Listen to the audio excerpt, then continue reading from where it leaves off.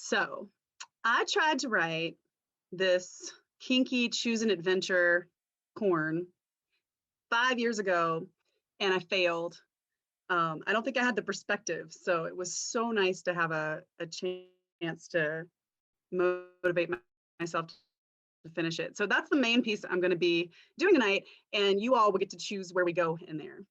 And I hope it's a nice tease for you because you won't have the book, so you can't do what we all did when we were kids. You remember you got to choose an adventure and you're like, well, I mean, okay, wait, how many of you, I want to see by show of hands, although I can only see some of you, how many of you checked your paths before you did them? How many of you were like, no, I'm going to be pure and make the choice I make, and what I get, I deserve. So anyway, I'm going to start with a piece that's a little more typical of my voice. And I will tell you the sort of maybe vulnerable reason why I'm scared to read this new work, because it's not like what I've been writing and what people have been receiving well, right? So I'm going to build my own confidence by reading one of those pieces, but it's on the same theme: frustrated lesbian angst, queer angst. So, and this piece has the bonus factoid attached to it that a friend of mine broke up with me because I wrote it. So if you have any part of you that likes to read gossip mags and stuff, you'll be paying attention to what did it? What line was it? I don't know either, but if you can tell me, let me know privately. But yeah, so this is called In the Key of Sarah.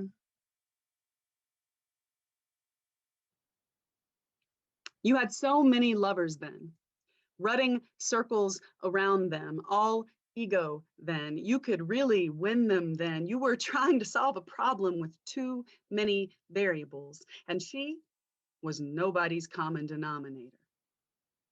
She shed skins, tried on and discarded them like the clothes she left on campus, because she'd found a love that fit without them. It wanted to leave with her, and you could never leave with her, so it's for the best, isn't it then?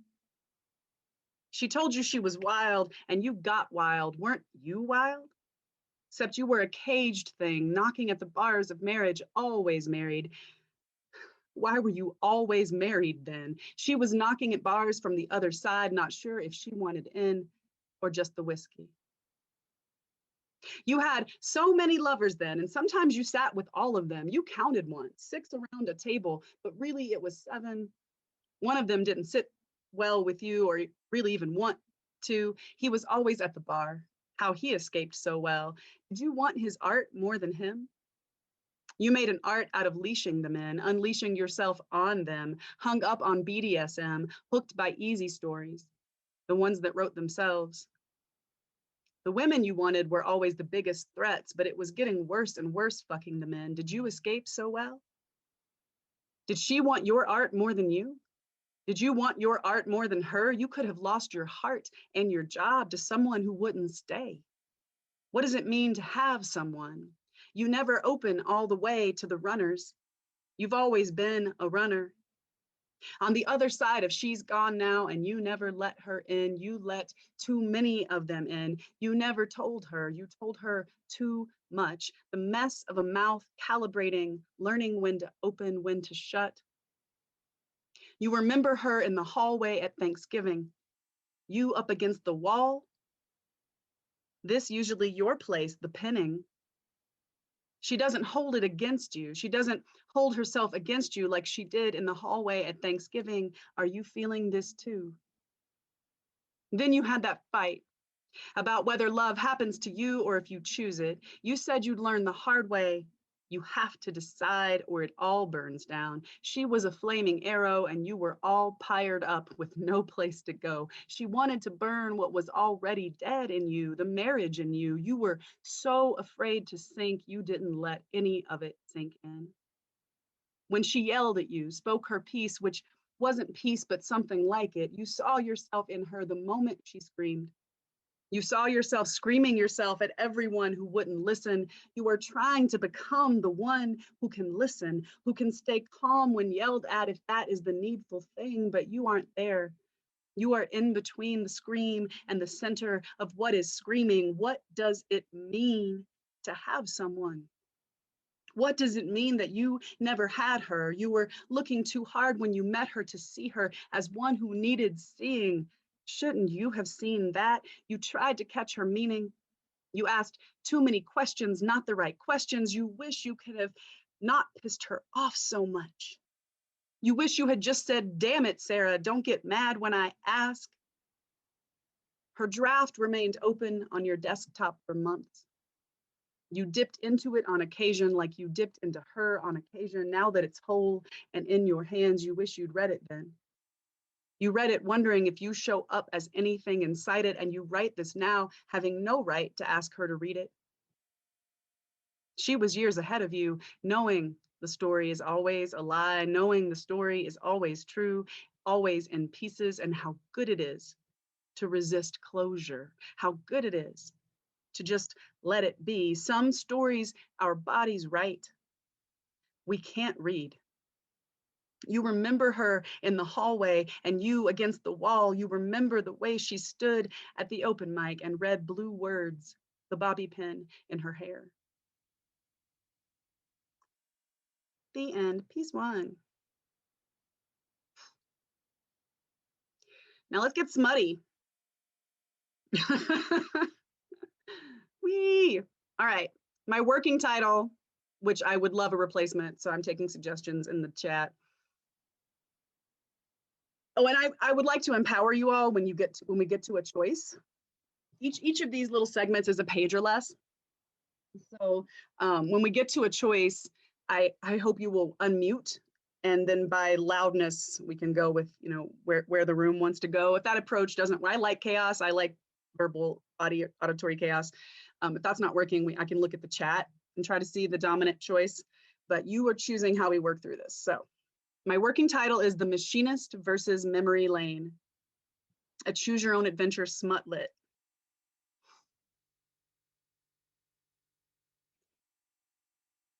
It happens when you go driving. You come back to your body. Most of the time, you exist in the walls of your house, lists you make on small pieces of paper, memories that float and gather like cottonwood fluff. You exist where you are not more than your bones or skin.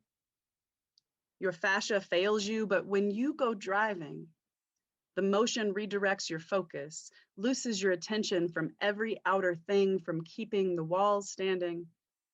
You exist right where you are again, and where you are is loudly singing in your car on the way to a coffee date.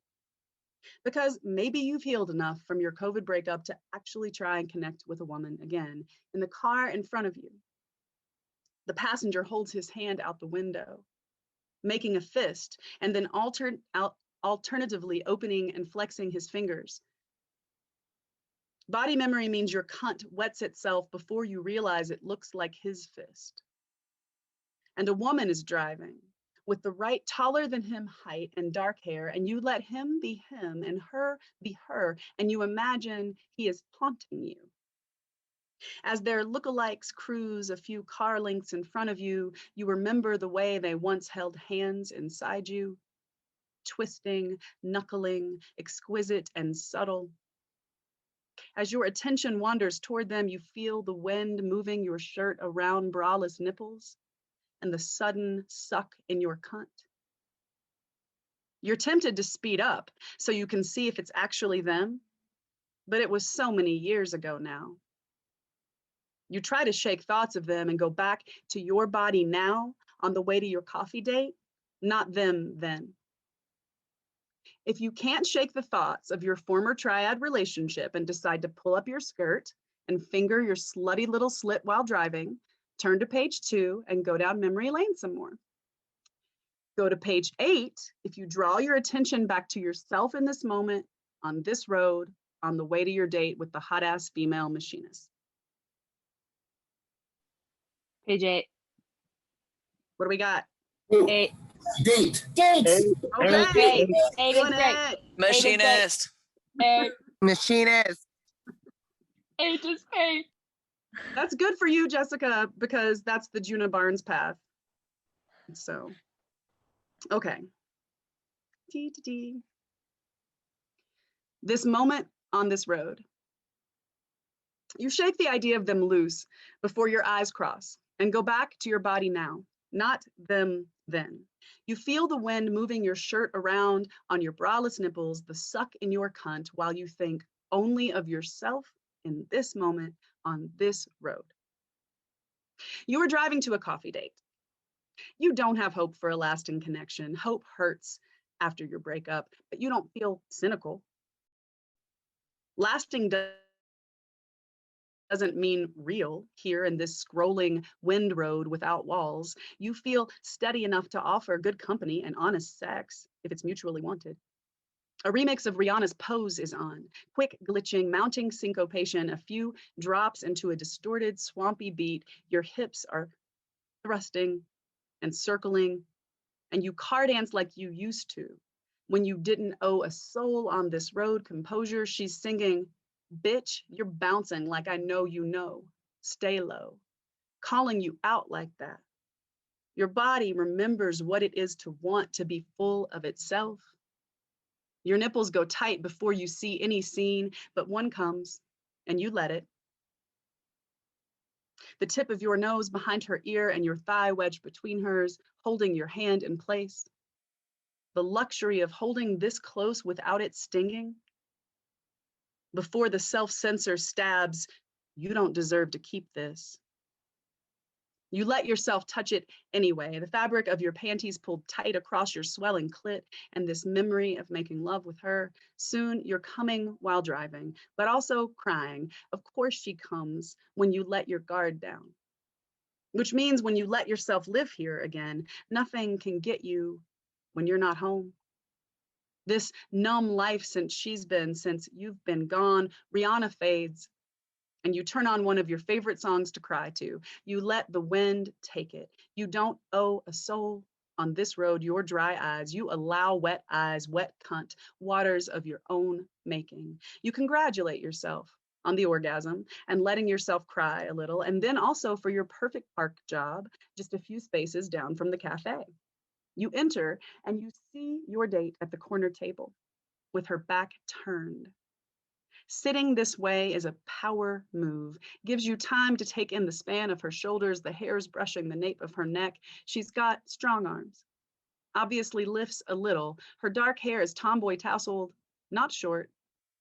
She's rocking gender ambiguity, not androgyny, tight pants, leather accessories, but a blousey shirt, and her journal has flowers on it.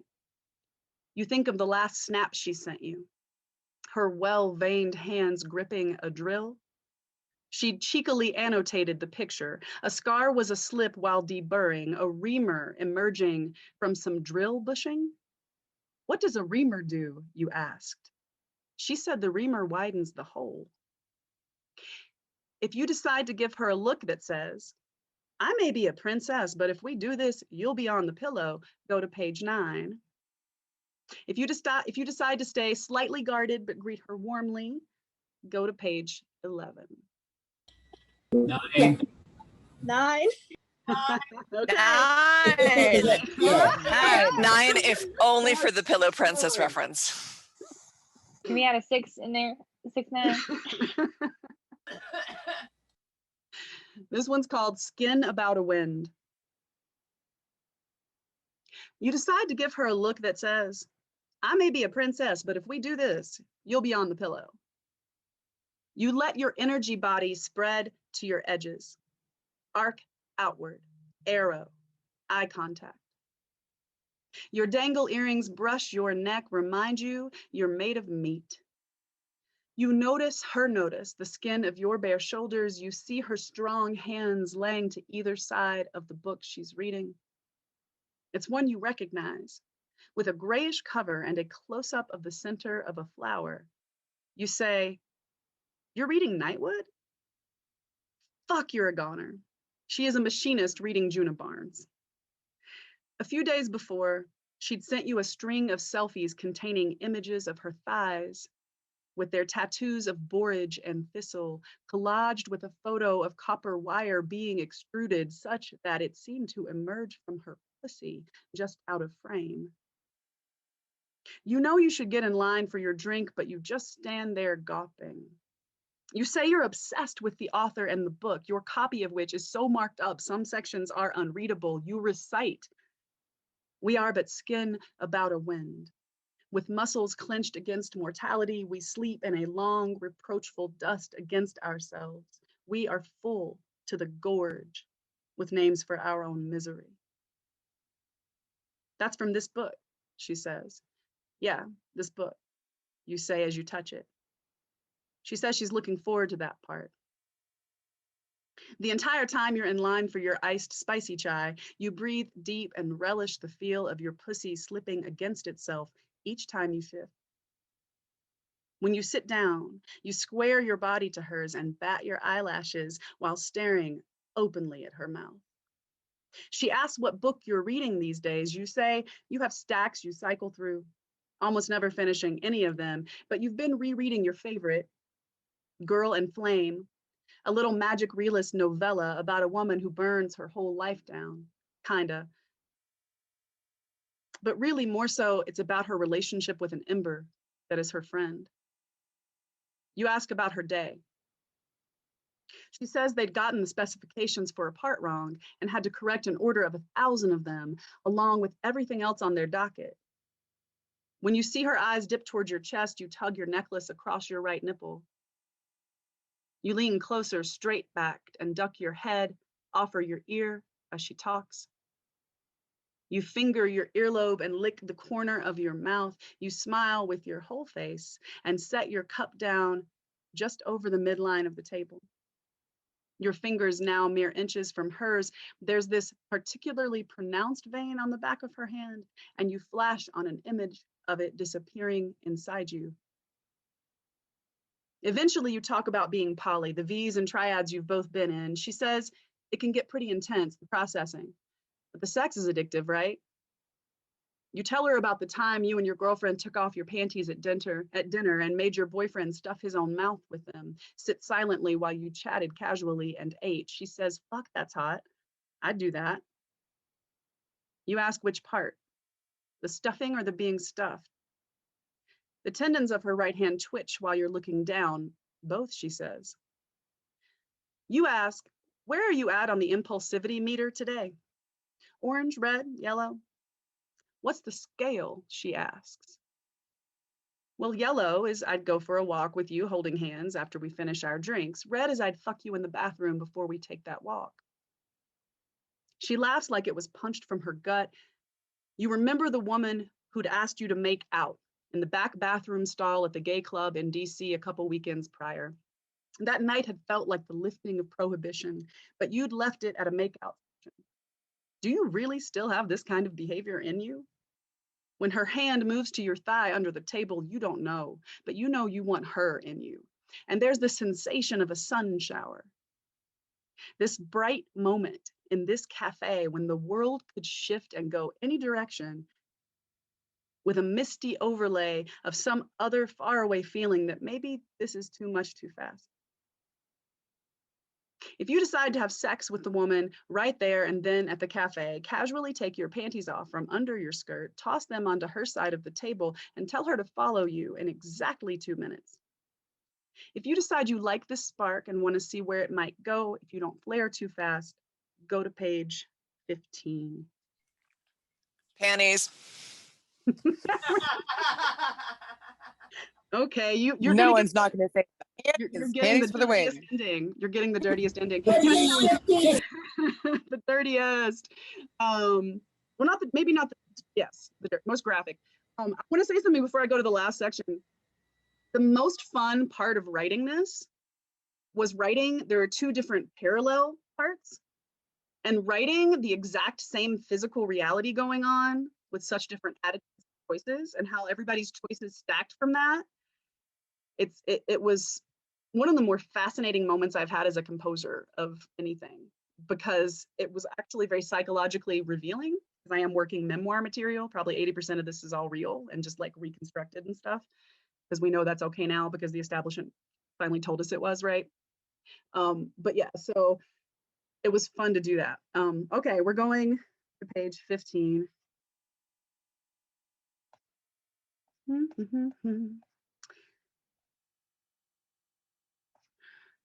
I think I had oh, this is one of those last minute editing things. I had the page number written down wrong, so scrolling. Doop-a-doop. I had them backward. Boop-a-boop. I'll do a word search for it. This one's called A Girl's Gotta Eat. You decide to have sex with the woman right there and then at the cafe. You casually begin to take off your panties from under your skirt. You watch her eyes go wide as she chews her lip in consideration. She clasps her chin and rubs it just before you toss the black lacy cotton onto her side of the table on top of the Juna Barnes book and tell her to follow you in exactly 2 minutes. You say, when you get to the bathroom, you'll want to stuff those in my mouth before you fuck me. I can get real loud. You don't need there to be a story. You don't need 3 days of texting and a date that doesn't end for over a year. You can't assume every situation you're in will blow up in your face, or whether you have to assume it will blow up in your face. You can't know how this will end, only that it will end, but you will be wetter and more stretched than when it started. She comes into the single stall room and you use the back of your hand to smear your lipstick. She cocks her head like, what the fuck are you doing? You say, you're about to mess it up anyway, aren't you? She comes right at you then and proceeds to do as she was told, stuffing your panties in your smeared red mouth. She takes you by the back of the head and kisses your closed mouth and bites the bit of lace sticking out. Slides her mouth down your throat as she hikes up your shirt.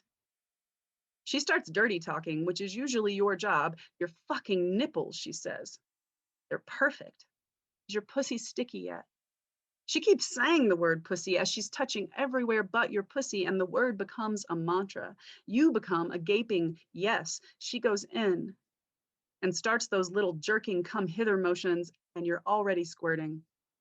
The floor has a drain like it used to be a shower, and you smile at this. She rolls with the flood and keeps it coming. Now it's her turn. You push her against the sink now, and she bites the bit of lace sticking out of your mouth again, pulling the panties free. You take them, stuff them into her mouth, and turn her around. You trace the outlines of her incredible ass. You think of your first girlfriend's behind, its archetypally desirable shape, how it got you followed through the liquor store. This woman's ass is bigger.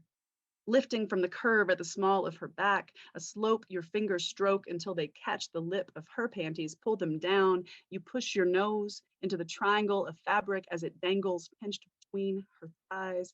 You allow gratitude for every moment you've knelt and given yourself up to the act of ass worship like this. When the tip of your tongue breaks the surface, gets that wet spot, makes it wetter, makes you wetter. You see yourself swimming in an ocean. Laid over this scene, you come all the way into your body, on your knees behind her, bending her over the sink, wearing her sex like a face mask.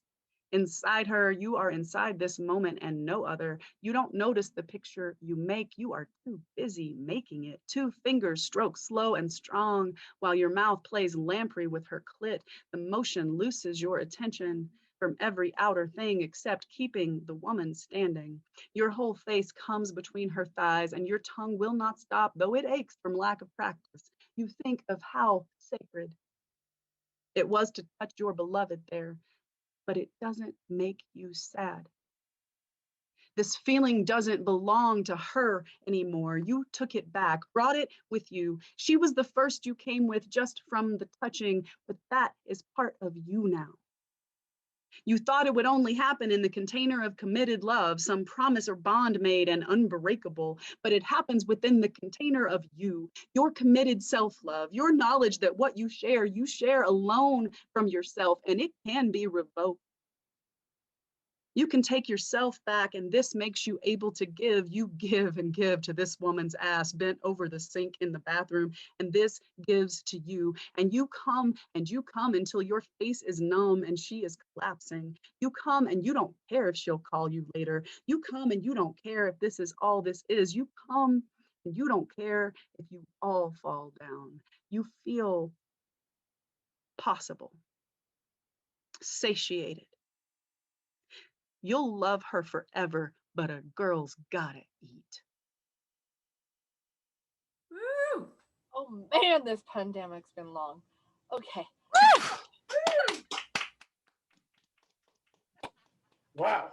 Thank you Yeah. so much for coming. Thank you. Wow, that felt so vulnerable to read. And I usually don't, I usually am like, woo, I'm reading. That's what I do. And that was very different. So thanks for the reception of it. I mean, just the choice of going second person with it is such an immediate intimacy. You know, I appreciate you not just welcoming, but kind of forcing us all into be in that space so quickly. Mm. Do you want to hear one of the paths you didn't get to hear as a last piece? That seems like something to do. Okay, I'll read you. Let's go back to the car. What happens if you don't go on the coffee date? If you don't, so if you finger your slutty little slit while driving, okay, I'll give you that one. Here we go. Memory lane. You pull up your skirt and start to lightly finger your slutty little slit while going down memory lane some more. It started with him in Paris. He was dapper, had a tie rack. You liked the look of his many layered lapels. Everything an unfolding and then a burying of something else. Your love was infinite regress, full contact erotic improv in a house of mirrors, his tongue in cheek as easily as up your ass, how you took him in. You gave each other all the unchecked power of the entirely swooned over. Together, you figured new forms. Claimed artist, lover, boy to his girl, you were his briar patch, Spader to his Gyllenhaal. You played puppet theater with each other's shadows, all that had been left out. There in the dark of your stoned explorations in the sea beyond inhibition, two hawks in the air, two fish in the sea, not more lawless than they. He dressed you for class in his tie, a perfect double Windsor knot, and you told him to bring you coffee in front of your erotic literature students later, since it was the day you were discussing kink anyway. He loved to fuck you after your husband did. The look of the joyously depraved about him as he ate the cum out of you. You had threesomes, but were typically left feeling you could have done better. No one appreciated drama as much as you two. Once your third made fun of you for wearing animal onesies to add a bit of comedy. Are you always this much fun in bed? She said, flatly, not a compliment. When she mocked his female persona, pointed out his chest hair and said it didn't fit, that was the end of that. You couldn't boss him as often as he wanted. And then she came, a fairy goth, weed-smoking Satanist. You adored her. You shared her. When you went out on the town, heads didn't turn, they fucking rolled. You remember the three-way dates you took, all gussied up. You remember the way you stacked your pussies and played the whose hole will it be next game as a point of pride. You could take more than she could. As a point of pride, she didn't need to. You recall the sensation of them flexing their palms together and apart inside you, millimeters of displacement. Straight people never want to believe that part, that both their hands would fit and feel good, that triangle of flow, a current pouring from heart hunt, opening outward toward them, bonded. That's when you still thought love had anything to do with possession. He was yours, and you absolved him. You were hers, and she allowed you. She was no one's but her own. So we'll stop there. But therapy. This was like a year of therapy in the last 2 weeks of writing. So thanks a lot, Ugly Mug.